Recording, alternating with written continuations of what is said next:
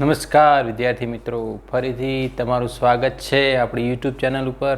અને આજે આપણે જે પ્રાણી સૃષ્ટિની અંદર આપણે આજે આવી ગયા છે લેક્ચર નંબર 10 તરફ. ઓકે, છેલ્લા લેક્ચરની અંદર આપણે કે જે મેરુદંડીની અંદર કે જે ખાસ કરીને જે વર્ગ ચૂસમુખા જે છે, ઓકે, આપણે એની અંદર ભાગ પડતા હતા. તમને ખ્યાલ હોય તો પૃષ્ઠવંશીની અંદર, ઓકે, તો પૃષ્ઠવંશીની અંદર જે હનુવિહીન અને હનુધારી, ઓકે, એ જે વિભાગ હતા એની અંદર તમને ખ્યાલ હોય તો આપણે એક વર્ગ જોયો ચૂસમુખા, ઓકે, જેની અંદર કે સ્પેશિયલ એવી લેમ્પ્રી અને હેગફિશ જેના ઉદાહરણની અંદર છે. અને એના પછી આપણે જોયું જે મત્સ્ય, બરાબર, મત્સ્યની અંદર અસ્થિ મત્સ્ય અને કાસ્તી મત્સ્ય, એ બંને વચ્ચેનો ડિફરન્સ તમારે ખાસ ધ્યાનમાં રાખવાનો છે. અને આજે આપણે જે ચતુષ્પાદ, બરાબર, ચતુષ્પાદ એટલા માટે નામ, ચતુ એટલે ચાર, બરાબર, કે જેમાં ચાર ઉપાંગો હોય, બરાબર, ચાર ઉપાંગો એટલે બે જોડ હોય, બરાબર. ચતુષ્પાદની અંદર તમને ખ્યાલ હોય તો ટોટલ 4 વર્ગ આવે છે. ઓકે, એની અંદર ઉભયજીવી, સરીસૃપ જે આપણે આજે જોવાના છે, અને એના પછી વિહગ અને સસ્તન. ઓકે, ઉભયજીવીની અંદર બેસ્ટ એક્ઝામ્પલ છે દેડકો, જે તમે જોયેલો છે. ઓકે, પછી સરીસૃપ એની અંદર મગર છે, એ પણ તમે જોયેલું છે, એનું બેસ્ટ એક્ઝામ્પલ તમે લઈ શકો છો. વિહગની અંદર બધા પક્ષીઓ આવે છે, અને સસ્તન એમાં મનુષ્ય આવે છે. ઓકે, અને બીજા ઘણા બધા પ્રાણીઓ છે, આપણે 1 by 1 એને પણ જોઈશું. પણ આપણે અત્યારે સૌથી પહેલાં જે ઉભયજીવી વર્ગ છે એના વિશે જોઈએ. ઉભયજીવી એમ્ફીબિયન્સ, ઓકે, આપણે તમને ખ્યાલ હોય તો વનસ્પતિ સૃષ્ટિના પણ ઉભયજીવી હતા, દ્વિઅંગી વનસ્પતિઓ, બ્રાયોફાઇટ્સ. ઓકે, એવી રીતના પ્રાણી સૃષ્ટિના ઉભયજીવી જે છે એ આની અંદર દેડકો આવે છે, એની અંદર સાલામંડર આવે છે, ઓકે, ઇક્તિઓફિશ છે, બરાબર, ટોડ કરીને પણ આવે છે. આ બધા એની અંદરના ઉદાહરણ છે. ઓકે, હવે ઉભયજીવીનો મતલબ કે બંને જગ્યાએ જીવન જીવી શકે. ઓકે, કે જમીન અને પાણી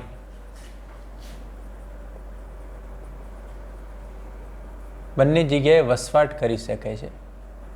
ઓકે, પણ આની અંદર એમાં પ્રજનન તો પાછું પાણીમાં જ થશે. પ્રજનન માટે તેને કમ્પલસરી કોના ઉપર આધાર રાખવો પડે? ઓકે, એટલે જ્યારે ઉદ્વિકાસ થયો, બરાબર, એટલે મત્સ્ય હતું, બરાબર, માછલીઓ, એની અંદરથી ઉભયજીવી બન્યા, ને એ ઉભયજીવી જે છે એ પાણીમાંથી બહાર આવ્યા. ઓકે, આપણે આખી જે આ પેટર્ન ભણીએ છીએ, સજીવો જે પ્રમાણે વિકસ્યા છે એ પ્રમાણે આખી એક પેટર્નમાં આખું ચેપ્ટર ચાલી રહ્યું છે. ઓકે, તો ઉભયજીવી કે જે છે પાણીમાંથી બહાર આવ્યા. ઓકે, હવે એ વખતે પાણીથી બહારનો વિસ્તાર પણ એકદમ કીચડવાળો એ ટાઈપનો જ હતો, એકદમ સૂકો વિસ્તાર પણ નહોતો. ઓકે, તો એકદમ ભીનો વિસ્તાર હતો, ભીની જમીનવાળો વિસ્તાર હતો. ઓકે, પણ એમને ઉભયજીવીને પાછું પ્રજનન માટે તો પાણીમાં જ આવવું પડે. ગમે તેમ કરે એમાં પ્રજનન કોઈ દિવસ જમીન ઉપર થતું નથી, એટલા માટે એને પ્રજનન માટે પાણી. પણ એ ડ્યુઅલ બંને જગ્યાએ રહી શકે છે, એટલા માટે એને શું કહેવામાં આવે છે? ઉભયજીવી. ઓકે, એટલે સારી રીતે એની અંદર એમનું જીવન નીકાળી શકે છે. ઓકે, ચલો, બીજું, એની અંદર 2 જોડ ઉપાંગો હોય. એની અંદર 2 જોડ ઉપાંગો હોય, બરાબર, 2 જોડ ટોટલ 4 થાય. દેડકાની અંદર તમે જો 2 અગ્ર ઉપાંગ હોય, 2 પશ્વ ઉપાંગ હોય, ટોટલ 2 જોડ થયા. ઓકે, હવે આની અંદર અમુક અપવાદ છે કે જે ઉપાંગ વિહીન છે, જેને ઉપાંગ છે નહીં, એ આગળ આવશે. ઇક્તિઓફિશ કરીને છે કે જેની અંદર, બરાબર, તો આની અંદર અત્યારે આપણે લખી દઈએ છીએ અમુક જે છે ઉપાંગ વિહીન છે, અમુક કેવા છે? ઉપાંગ વિહીન. એટલે તમને આઈડિયા રહે કે આની અંદર અમુક એ અપવાદ કેસ છે. ઓકે, ચલો. બીજું કે શરીર આખું જે છે એ બે ભાગમાં વહેંચાયેલું છે, શીર્ષ અને ધડ. શીર્ષ અને ધડ જ છે, બરાબર. તમે દેડકાને જોશો તો એમાં શીર્ષ ભાગ છે ને ડાયરેક્ટ ધડ, ક્યાંય વચ્ચે ગરદન કે એવું કશું નથી, પૂંછડી પણ નથી. ઓકે, પણ અહીંયા અમુકની અંદર પૂંછડી હાજર હોય. એની અંદર આવશે સાલામંડર. ઓકે, એની અંદર કયો આવશે? સાલામંડર. એને પૂંછડી હોય. ઓકે, દેડકામાં પણ પૂંછડી હોય પણ ટેડપોલ અવસ્થામાં હોય. કઈ અવસ્થામાં હોય? દેડકો જે છે ને એ એની શરૂઆતની જે અવસ્થા હોય ને ડિમ્બ અવસ્થા, એને ટેડપોલ કહેવાય. એ દરમિયાન થોડું માછલી જેવું દેખાય. એ દરમિયાન એને પૂંછડી હોય. પણ જ્યારે પુખ્ત દેડકો છે એને તો ક્યાંય તમે આ પૂંછડી કે એવું કશું હોય નહીં. પણ એક જનરલ કેસ આખું શરીર જે છે શીર્ષ અને ધડ એ બે ભાગમાં વહેંચાયેલું છે. જ્યારે જેમ કે આપણું શરીર જે છે આ મુખ્યત્વે શીર્ષ, ઉરસ અને ઉદર એમ 3 ભાગમાં વહેંચાયેલું છે. ઓકે, હવે દેખો, ત્વચા જે છે ચીકણી છે, એકદમ ભીનાશયુક્ત હોય, ચીકણી હોય અને ભીંગડા વિહીન છે.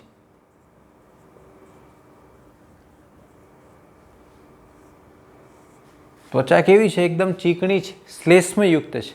એની ઉપર ક્યાંય ભીંગડા કે એવું કશું છે નહીં. હવે માછલીઓમાં શું હતું? ભીંગડા હતા. બરાબર, માછલીઓમાં શરીરની સપાટી ઉપર તમને ભીંગડા જોવા મળે, સ્કેલ્સ જોવા મળે. આની અંદર એવું ક્યાં છે? એનું એક કારણ છે કે આ જે છે પ્રાણીઓ એ અલગ અલગ રીતે શ્વસન કરી શકે છે. બરાબર, આ પ્રાણીઓ જે છે એની અંદર એ ફેફસા દ્વારા પણ શ્વસન કરે છે, ફૂસફૂસીય શ્વસન કહેવાય. ચામડી દ્વારા પણ શ્વસન કરે. કોના દ્વારા? ચામડી દ્વારા. કંઠનાલીય શ્વસન પણ કરે. ઓકે, એમાં દેડકામાં તો જ્યારે શરૂઆતી અવસ્થામાં ઝાલરો હોય પાણીમાં, ટેડપોલ અવસ્થામાં. તો હવે જો શરીર ઉપર ભીંગડા હોય તો એ તો એકદમ મજબૂત આવરણ હોય, કેરાટીન યુક્ત હોય, તો ત્યાંથી પછી O2 અને CO2ની અવર જવર થઈ જ ના શકે. એટલા માટે તો આ પ્રાણીઓ જે છે બંને જગ્યાએ વસવાટ કરી શકે છે. એનું કારણ છે, બરાબર, કે ચામડી દ્વારા શ્વસન કરે ડાયરેક્ટલી. ઓકે, એના દ્વારા શરીરને જે જરૂરી ઓક્સિજન મેળવી લે વાતાવરણમાંથી, CO2 બહાર નીકાળે. જમીન ઉપર હોય એટલે ફેફસા દ્વારા શ્વસન કરી લે. એટલે એ વેરિએશન એમની અંદર આવ્યું. તો સૌ પ્રથમ ફેફસા દ્વારા શ્વસન કરી શક્યા હોય એટલે આ છે. તો આમની અંદર તમે રિલેટેડ આપણે લખી દઈએ કે શ્વસન જે છે, ઓકે, એ ચામડી દ્વારા,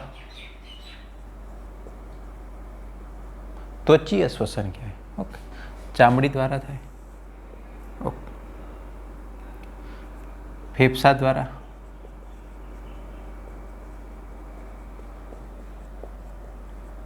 ફૂસફૂસીય શ્વસન કહેવાય. શું કહેવાય? ફૂસફૂસીય શ્વસન. ઓકે, દેડકો જે છે એ તો આપણે ડિટેલમાં ભણવાનું છે. ઓકે, એની આખી બધી જ રચના. તો શ્વસનની વેરિએશનના કારણે એ બંને જગ્યાએ વસવાટ કરી છે. હવે આના ઉપર થોડું જોઈ લઈએ કે આમાં બંધ પરિવહન તંત્ર હોય. રુધિર પરિવહન તંત્ર કેવું છે?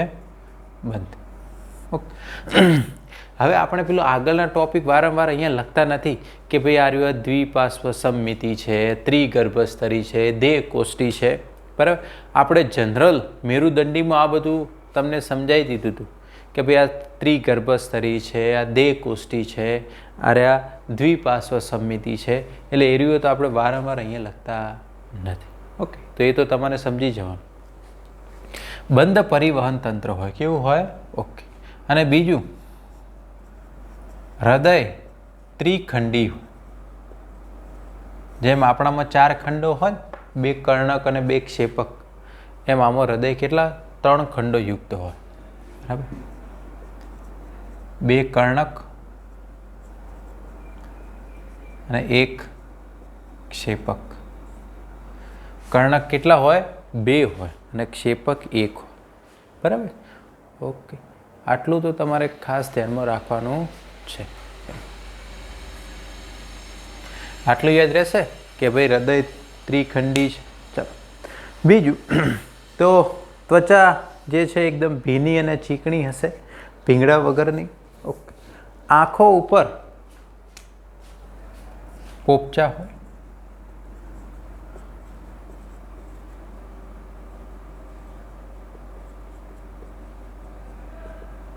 આઈલીડ હોય આંખોની ઉપર. એનાથી શું ફાયદો થાય? પાણીની અંદર એના આંખોનું રક્ષણ થાય. પાણીની અંદર એના આંખોનું શું થાય? એને રક્ષણ મળે. ઓકે. હવે આપણે વાત કરી કે સૌપ્રથમ ત્રિખંડી હૃદયવાળા આ પ્રાણીઓ આવ્યા છે અહીંયા. ઓકે. બીજું કાનની વાત કરી દઈએ. આપણે જેમ કાનમાં કેવી રચના છે? આ બાહ્ય કણ છે, મધ્ય કણ છે, અંતઃકર્ણ છે. ઓકે. આપણે જે બાહ્ય કણ અને પછી મધ્ય કણ આવે એટલે વચ્ચે કર્ણપટલ આવે. શું આવે? કર્ણપટલ. હવે દેડકાઓમાં તમે ક્યાંય એવું જોયું કે બહારથી આવો કાન દેખાતું હોય? એવું તમને ક્યાંય દેખાતું નથી. એટલે આની અંદર બાહ્ય કર્ણ તો શું હોય? ગેરહાજર હોય. શું હશે? ગેરહાજર હશે. ઓકે. એટલે ડાયરેક્ટ એની અંદર કાનમાં કર્ણપટલ હોય છે.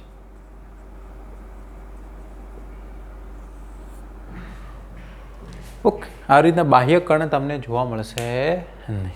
કર્ણપટલ એટલે જે આપણે કાનનો પડદો કહીએ એ. ઓકે. તો જે પણ અહીંયા ડાયરેક્ટ કર્ણપટલ હોય. શું હોય? કર્ણપટલ દેડકાની અંદર. ઓકે. ચાલો બીજું કે એની અમુક ખાસિયતની વાત કરીએ કે દેડકાની અંદર પાચન માર્ગ સંપૂર્ણ હોય. પાચન માર્ગ કેવો હોય? આવો તો બધામાં સંપૂર્ણ પાચન માર્ગ હોય. એટલે મુખ દ્વાર પણ હોય અને મળ દ્વાર પણ હોય. ઓકે. હવે દેખો, સંપૂર્ણ પાચન માર્ગ ખરો કે શરીરના બંને છેડે ખુલે છે, પણ આમાં મળ દ્વાર નથી હોતું. એની અંદર સ્પેશિયલ અવસાણી દ્વાર હોય. પર એની પહેલાં અવસારણી આવે. શું આવે? ધારો કે આ એનું પાચન માર્ગ છે. ધારો કે આ મુખથી ચાલુ થયું અને છેલ્લે સ્પેશિયલ જે આવી રચના આવે જેને અવસારણી કહેવાય. શું કહેવાય? અવસારણી. અને આ રહ્યું આ અવસારણી દ્વાર. એટલે પાચન માર્ગ છેલ્લે શેમાં ખુલે? અવસારણીમાં ખુલે. શેમાં ખુલે? અવસારણીમાં. ઓકે. હવે આ જે અવસારણી છે, બરાબર, છેલ્લે અપાચિત ખોરાક છે, અવસારણી થઈ ને અવસારણી દ્વાર દ્વારા નીકળે. મળ દ્વાર હોતો નથી. હવે આની સાથે બીજા તંત્ર પણ જોડાય છે. ઓકે. એટલે કે એની સાથે પ્રજનન તંત્ર પણ જોડાય છે, એની સાથે ઉત્સર્જન તંત્ર પણ જોડાય છે. ફોર એક્ઝામ્પલ કે આ એની કિડની છે, તો કિડની દ્વારા જે પણ એ મૂત્ર તૈયાર થાય એ પણ ક્યાં ખુલે? અવસારણીમાં. એ પણ ક્યાં આવે? ઓકે.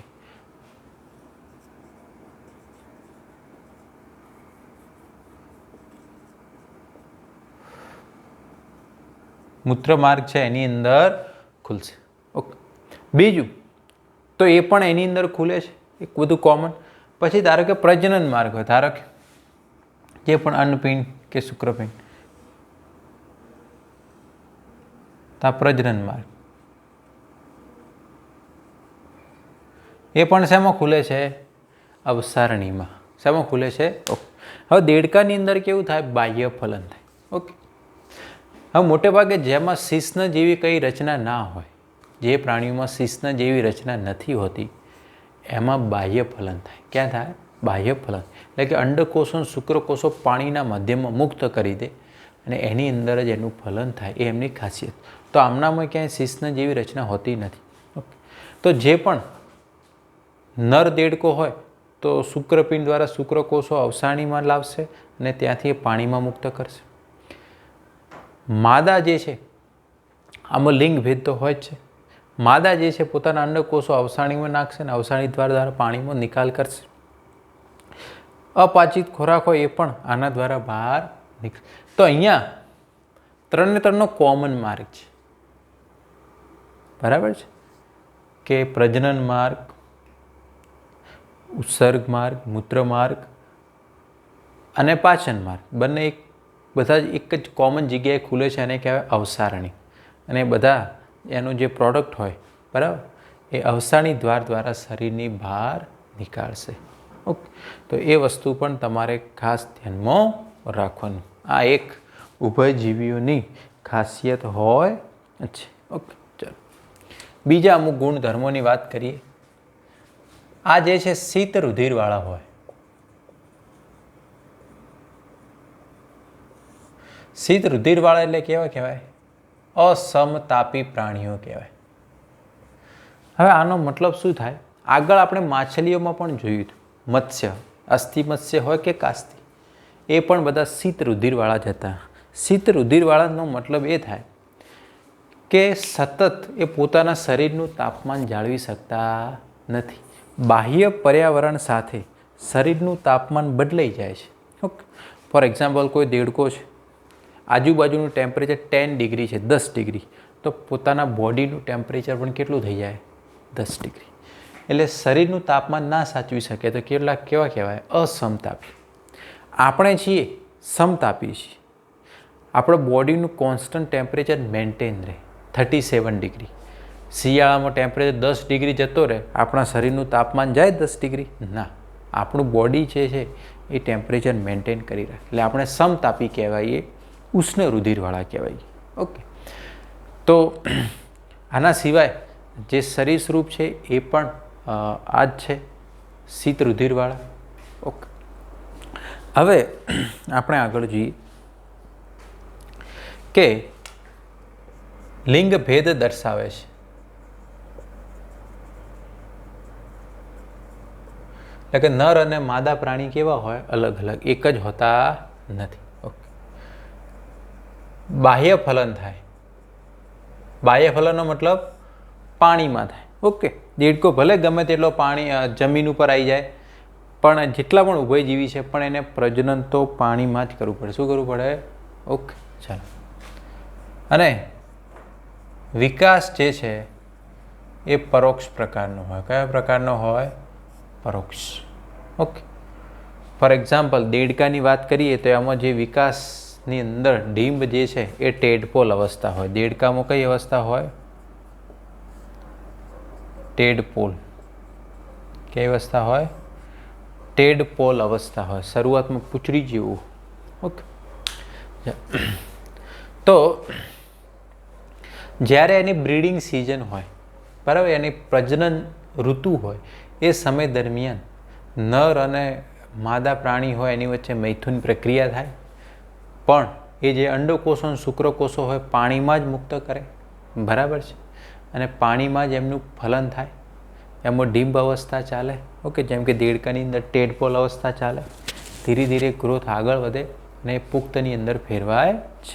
દેડકામાં આપણે વાત કરી, ટેડપોલ અવસ્થામાં પૂંછડી હોય, ટેડપોલ અવસ્થામાં ઝાલરો હોય, પછી પુખ્તમાં જોવા મળતા નથી. ઓકે, તો એ ધીરે ધીરે ડિસઅપિયર થાય છે. એટલે વિકાસ કેવો થયો? પરોક્ષ પ્રકારનો. કેવા પ્રકારનો થયો? પરોક્ષ પ્રકારનો. ઓકે, બીજું અંડપ્રસવી છે. ઈંડા બને ને એટલે અંડપ્રસવી તરીકે ઓળખવામાં આવશે. ઓકે, તો આ બધી બાબત જે છે આની અંદર તમારે ધ્યાન રાખવાની છે. અને હવે આપણે આના ઉદાહરણ જોઈ લઈએ. બરાબર છે? દેડકો છે, તમને આનું સાયન્ટિફિક નેમ પણ ખ્યાલ હશે, રાના ટાઇગ્રીના. ઓકે, ચલો. પછી ટોડ પણ આવે. પછી અમુક વૃક્ષારોહી, આને બફો કહેવાય.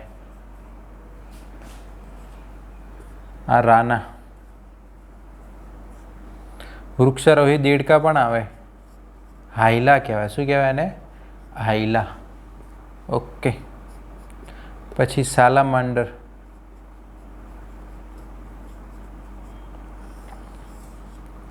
સાલામેન્ડ્રા એમ નામ છે એનું. સાલામેન્ડરની આપણે વાત કરી ને, અમુકની અંદર પૂંછડી હાજર હોય. સાલામાન્ડર. કોની અંદર? સાલામાન્ડર. ઓકે, પછી બીજું ઉદાહરણ છે ઇક્તિઓફિસ. ઇક્તિઓફિસ. આર્યું કેવું છે? ઉપાંગ વિહીન. આપણે વાત કરી હતી ને, ઇક્તિઓફિસ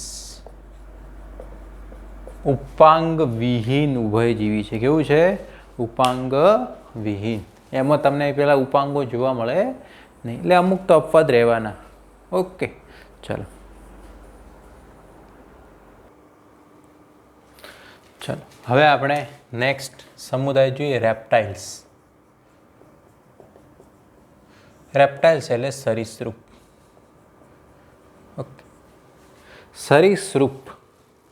હવે નોર્મલી આ નામ એટલા માટે આપેલું છે કે આ વર્ગના જે પ્રાણીઓ છે એ ઘસડાઈને ચાલે. બરાબર? જમીન ઉપર એનું જે પેટ જે છે ઘસડીને ચાલે, એટલા માટે એનું નામ શું આપેલું છે? સરીસૃપ પ્રાણીઓ, એવું નામ આપવામાં આવેલું છે. ઓકે, તો વિસર્પીયતા.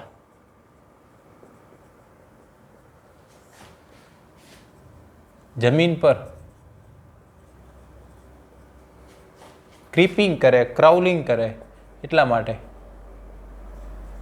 ઘસડાઈને ચાલે, એટલા માટે એમને આવું નામ આપવામાં આવેલું છે.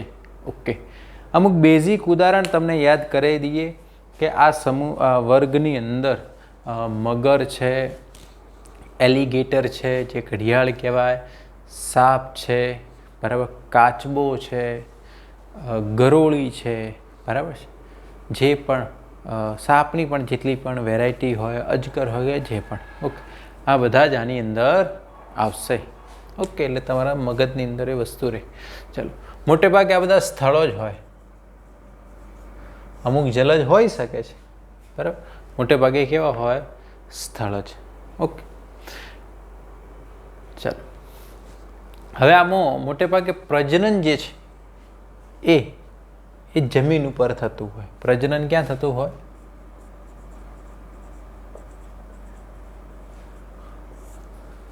પેલા ઉભયજીવીમાં પ્રજનન માટે તો એમને ત્યાં જવું પડતું હતું. ક્યાં? પાણીમાં. ક્યાં જવું પડે? ભલે ગમે તેટલા જમીન ઉપર રહી જાય, પણ પ્રજનન માટે. હવે તમે વિચારો, કોઈ પણ સજીવ હોય એનું અસ્તિત્વ ક્યાં સુધી હોય? કે જ્યાં સુધી એમાં પ્રજનન થાય તો એની જાતિ બચી રહે અને એની પેઢી આગળ વધે. એમાં જો પ્રજનન જ ના થાય તો અમુક સમય બાદ એનું અસ્તિત્વ રહેતું નથી. એટલે પ્રજનન એક અગત્યની પ્રક્રિયા છે. ઓકે, એને અનુકૂળ સજીવ જે પ્રકારે કરવું પડશે એ પ્રકારે પ્રોપર્ટી એની ફોલો કરશે. ઓકે, હવે દેખો, જેમ જેમ જમીન પેલી જે કીચડવાળી હતી એ શુષ્ક થતી ગઈ, બરાબર છે, એટલે હવે ધીરે ધીરે એ સરીસૃપ અસ્તિત્વમાં આવ્યા. કોણ અસ્તિત્વમાં આવ્યા? સરીસૃપ. ઓકે, કે જે પ્રજનન પ્રક્રિયા એમાં એ જમીન ઉપર થઈ શકે છે અને ઈંડા પણ એ જમીન ઉપર મૂકે છે. જે માટીની અંદર એ એના ઈંડાને સંતાડીને મૂકશે. ઓકે, બીજું એનું શરીર જે છે, બોડી એકદમ શુષ્ક હોય. હવે દેખો, શુષ્ક શરીરનો એક ગેરફાયદો શું? જ્યારે જમીન ઉપર હોય, વધારે પડતો તડકો હોય, એટલે શું થાય? શરીર ઉપરથી પાણી બાષ્પીભવન થવાની શક્યતાઓ છે, એટલે બોડી ડિહાઇડ્રોલાઇઝ થવાની શક્યતાઓ છે. તો એના માટે એને પ્રોટેક્શન બનાવ્યું કે ભાઈ આવું ના થાય, બરાબર છે, કે ભાઈ આવું ના થાય એના માટે એના જે ત્વચા હોય એ તો શુષ્ક હોય ને ઘણીવાર કેવી હોય? એકદમ શૃંગમય હોય. કેવી હોય? શૃંગમય. અલગ અલગ ડિઝાઇન જોવા મળે. તમે કાચબા ઉપર જુઓ, મગર ઉપર જુઓ, બરાબર છે, એની ઉપર તમને એની અંદર અલગ અલગ ફેશન જોવા મળશે. ઓકે, બીજું ત્વચા જે છે એના ઉપર અધિચર્મીય ભીંગડા જોવા મળે અથવા તો પ્રશલ્કો જોવા મળે. શું જોવા મળે? કાં તો ભીંગડા હોય અથવા તો પ્રશલ્ક. ઓકે, ભીંગડા એટલે જેમ કે સાપની ત્વચા ઉપર હોય એ ભીંગડા કહેવાય. શું કહેવાય? સ્કેલ્સ કહેવાય. અને જેમ કે મગરના શરીર ઉપર હોય, કાચબાના શરીર ઉપર હોય, એ પેલાની જેવી રચના હોય ને આખી, બરાબર છે, જે કેરાટીનના બનેલા હોય, બરાબર, એકદમ મજબૂત રચના, શરીરના પ્રોટેક્શન માટે હોય.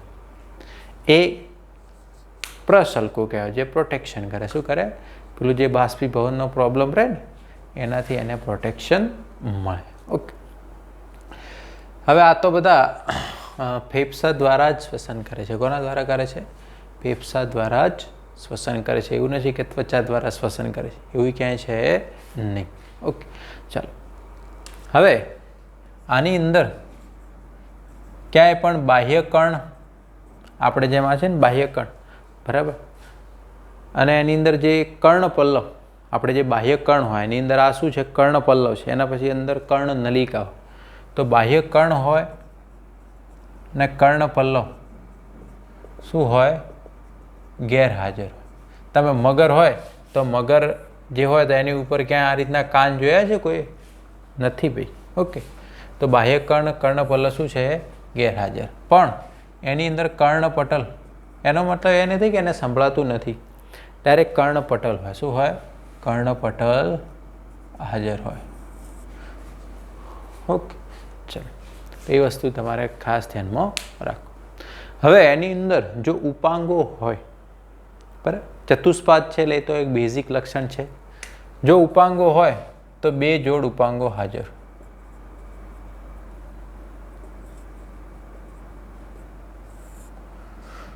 અમુકની અંદર નથી. તમે સાપની અંદર ક્યાંય ઉપાંગો છે, એની અંદર પગ કે ક્યાંય જોવા મળે છે? ના, બરાબર છે. પણ જેની અંદર છે, બરાબર, જેમ કે કાચબો છે કે ભાઈ મગર છે, બરાબર, ગરોળી છે, તો જેની અંદર ઉપાંગો છે તો એ 2 જોડ હશે. કેટલા હશે? 2 જોડ. જેમાં હોય તેને અમુક ઉપાંગ વિહીન સરીસૃપ પણ છે, એવું ફિક્સ આની અંદર છે નહીં કે હોય. ઓકે, પછી આમાં પણ હૃદય ત્રિખંડી છે. હૃદય કેવું છે? 3 ખંડોવાળું. ઓકે, ચાલો. હવે 3 ખંડો હોય એટલે એની અંદર 2 કર્ણક હોય અને 1 ક્ષેપક હોય.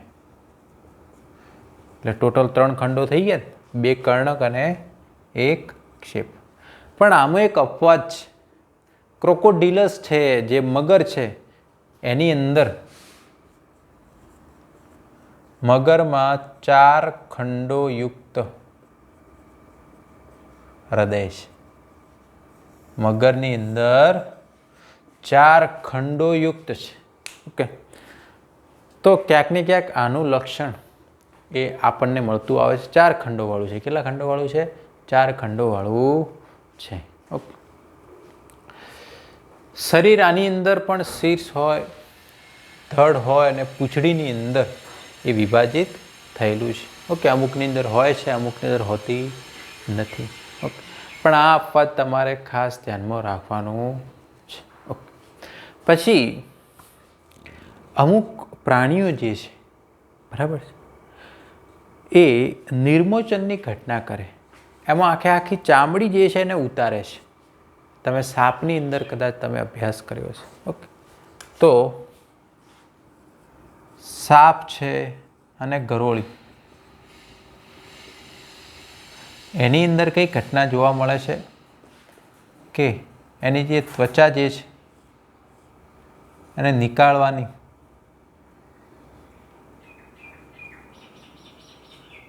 પ્રક્રિયા થાય છે. આપણે એને સાપની કાંચરી કહીએ ને, એ તમે કાંચરી જોજો, એક્ઝેક્ટલી એના શરીર હોય એના. હવે એવું તો શા માટે એવું કરે છે? હવે દેખો કે ધારો કે કોઈ સાપ છે, બરાબર, આવું ના દેખાતું પણ આપણે હવે એની ઉપર શરીર ઉપર આ ડિઝાઇન છે. આ ધારો કે બધા ભીંગડા છે. હવે આ ડિઝાઇન તો ફિક્સ હોય, બરાબર, એક્ઝેક્ટલી એ પ્રમાણે શરૂઆતમાં બન્યું હોય. હવે ધારો કે સાપનો ગ્રોથ થાય છે, એની લંબાઈમાં વધારો થાય છે. ઓકે, હવે આની સાઇઝ તો વધવાની નથી, કારણ કે આ તો એક અધિચર્મીય ભીંગડા છે. ઓકે, તે શું કરશે? પોતાના સાઇઝ એટલે લંબાઈમાં વધારો થાય એટલે ઉપરનું જે કવચ છે નીકાળી દેશે, એનો ગ્રોથ થશે. બરાબર, ફરી પાછું નવું એની અંદર જે સ્કિનનું ફોર્મેશન તો આખી સ્કિન દૂર છે, એ દૂર કરે છે એની ચામડી. ઘણા વિદ્યાર્થીઓએ જોઈએ છે. ઓકે, તો સ્કિન રિમૂવલ પ્રોસેસ જે છે, એની કાચળી જે છે એને રિમૂવ કરવાની પ્રોસેસ જે છે, બરાબર, તો એકચ્યુઅલી ભીંગડા જ દૂર કરે છે. ઓકે,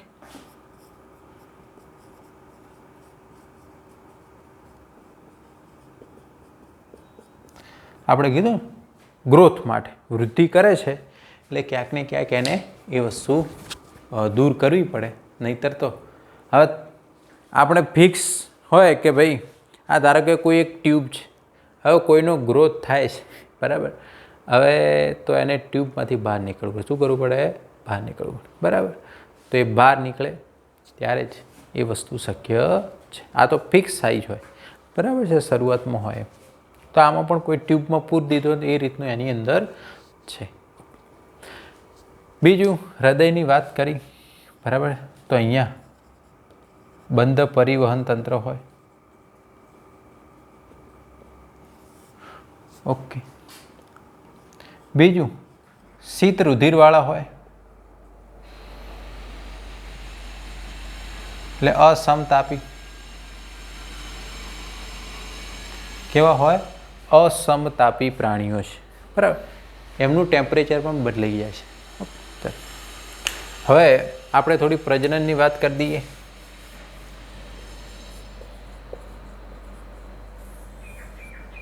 ઓકે, આની અંદર સૌથી પહેલાં લિંગ ભેદ જોવા મળે છે, એટલે કે નર અને માદા પ્રાણી અલગ અલગ હોય છે. બીજું, આની અંદર શિશ્ન જેવી રચના છે, એટલે શિશ્નના કારણે શું થાય? શુક્રકોષો છે માદાના પ્રજનન માર્ગમાં દાખલ કરાઈ શકે. ઓકે, મૈથુન ક્રિયા દ્વારા, એટલે એમાં અંતઃફલન થશે. કેવું થશે? અંતઃફલન. ઓકે, બીજું અંડ પ્રસવી છે, ઈંડા મૂકે, બરાબર, અને એનો જે ગ્રોથ જે છે, વિકાસ, એ સીધો છે. કેવો છે? સીધો. ઓકે, ડાયરેક્ટ ડેવલપમેન્ટ છે. કેવો છે? ડાયરેક્ટ. અમુક સાપ હોય છે જે અપત્ય અંડ પ્રસવી છે. કેવા છે? અપત્ય અંડ પ્રસવી. હવે એ શું હોય? 3 ટાઈપનું આપણે વાત કરેલી છે અત્યાર સુધી. અંડ પ્રસવી, જે ઈંડા મૂકે એને કહેવાય અંડ પ્રસવી. અપત્ય પ્રસવી, જે બચ્ચાઓને જન્મ આપે છે એને અપત્ય પ્રસવી.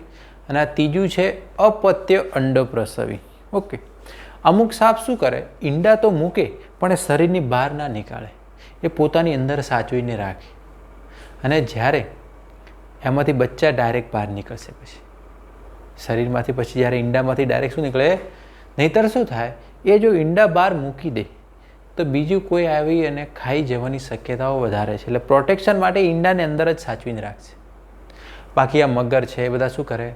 જ્યારે ઈંડા મૂકવાનો સમય આવે, પ્રજનન થાય, બરાબર છે, ઈંડા મૂકવા માટે બહાર આવશે. એ કોઈ સારો એવો ખાડો ખોદી અને જમીનની અંદર એને દાટી દેશે. એ બચ્ચા પછી ઈંડામાંથી બહાર આવીને પછી પાણીની અંદર જશે. ઓકે, કાચબો પણ આની અંદર જ આવશે. ઓકે, કાચબો જે છે એનું તો આયુષ્ય તમને ખ્યાલ છે 150 વર્ષ હોય, 300 વર્ષ છે, એનું આયુષ્ય બહુ જ વધારે હોય છે. ઓકે, હવે આપણે થોડાક એના ઉદાહરણ જોઈ લઈએ, બરાબર છે, પછી થોડા આગળ વધીએ. તો આ બધી બાબત તમારે આની અંદર ખાસ ધ્યાનમાં રાખવાની. મગર જે છે એ અપવાદ છે. આમાં પણ પાચન માર્ગ સંપૂર્ણ હશે. હવે આની અંદર લક્ષણો ને બધું વેરાયટી ને બધું આમ તો ઘણું બધું હોય, પણ આપણે બુકની આજુબાજુનું જેટલું છે એટલું ખાસ ધ્યાનમાં પહેલાં રાખીએ તો સારું. ઓકે, કારણ કે એની અંદરથી જ ખાસ પૂછાય છે, બહુ બહારનું એટલું આવતું નથી. બાકી ભણાવવામાં તો ઘણું બધું છે, બરાબર છે, પણ તમારે ક્યાંય એવું નથી કે કોઈ એક જ વસ્તુ યાદ રાખવાની છે. તમારે ઘણું બધું ભણવાનું છે અને ઘણું બધું યાદ રાખવાનું છે. ઓકે, તો જે બિનજરૂરી હોય એને પછી ભણીને કોઈ મતલબ નથી, કે જે પૂછાવાનું જ નથી. ઓકે, પણ એના કોન્સેપ્ચ્યુઅલ તમારે ખાસ ધ્યાનમાં રાખવું. તો બુકની અંદર છે એટલું તો ખાસ પહેલાં આવડવું જોઈએ. ઓકે, આજુબાજુનું નોલેજ ના હોય તો ચાલે. સૌથી પહેલું ઉદાહરણ એક લખે, દરિયાઈ કાચબો. આપણે એને ટર્ટલ કહીએ. શું કહીએ? ટર્ટલ. કિલોન કહેવાય. શું કહેવાય? કિલોન. ઓકે. પછી આપણે જે કાચબો જે નોર્મલ કહીએ ને એને ટોર્ટોઇઝ કહેવાય. ટેસ્ટુડો. શું કહેવામાં આવે? ટેસ્ટુડો. મગર. મગર તો બધાએ જોયેલું છે. ક્રોકોડિલસ.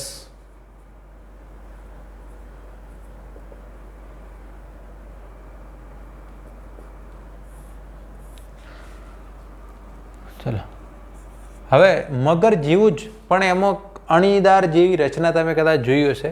આગળથી એકદમ અણી જેવી રચના હોય એને ઘડિયાળ કહેવાય. એલિગેટર કહેવાય. શું કહેવાય? એલિગેટર. ઓકે. એના પછી આપણે ગરોળીની વાત કરીએ. એની અંદર ભીત ગરોળી આવે. ભીત ઉપર જોવા મળે આપણા ઘરની અંદર.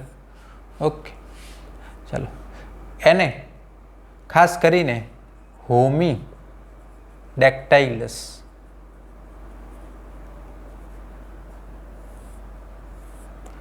હેમીડેક્ટાઇલ. ઓકે હેમીડેક્ટાઇલસ કહેવાય. શું કહેવાય? હેમીડેક્ટાઇલસ. ઓકે. પછી બીજું ઉદાહરણ જેમ કે સાપ. એની અંદર આપણે ઝેરી સાપના ઉદાહરણ અહીંયા લખવાના છે. પોઈઝનસ. એની અંદર એક ઉદાહરણ છે જે કોબ્રા. બરાબર. કોબ્રા સાપ તો બધા ખ્યાલ હશે. બરાબર. આપણે જે નાગ કહીએ એ. ઓકે. નાગ. આનું સાયન્ટિફિક નેમ શું છે ખબર છે? નાજા નાજા. બરાબર છે. નાજા નાજા. નાજા. ઓકે. નાગનું છે નાજા નાજા. ઓકે. આ જીનસ છે ને આ સ્પીસીસ છે. ઓકે ચાલો એક કોબરા થઈ ગયું. આ બધા ઝેરી છે. પછી એક આવે છે કાળોતરો. આ પણ ઝેરી છે. ક્રેટ. પેંગ્રુસ કહેવાય એને. શું કહેવાય? કદાચ દેખાય છે કે નહીં તમને થોડું તો આપણે આ બાજુ. ઓકે દેખાય છે.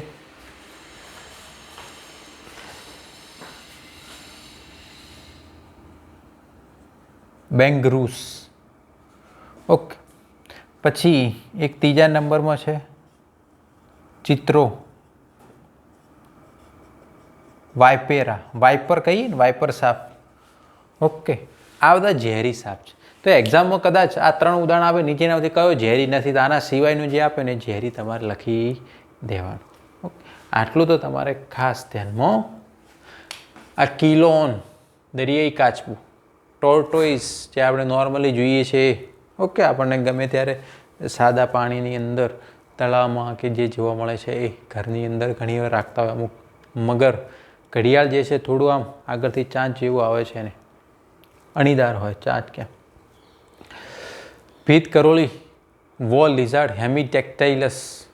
ઓકે. ડેક્ટાઇલસ એટલે જે આંગળીઓની વાત છે. ઝેરી સાપ. બરાબર છે. એની અંદર આ 3 ઉદાહરણ તમારે ખાસ ધ્યાનમાં રાખવાના છે. એક બે બીજા ઉદાહરણ પણ બાકી રહી ગયા. આપણે 7 નંબર વૃક્ષ ગરોળી. Tree lizard. કેમેલિયોન.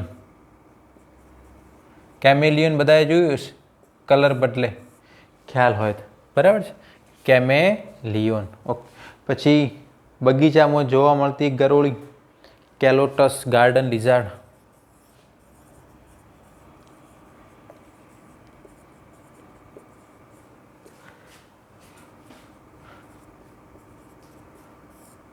તો આજે અમુક સાઈડમાં જે સાયન્ટિફિક નેમ છે એ પણ યાદ રાખવા જરૂરી છે. એક્ઝામની અંદર પ્રશ્નો કઈ રીતે પૂછાય છે.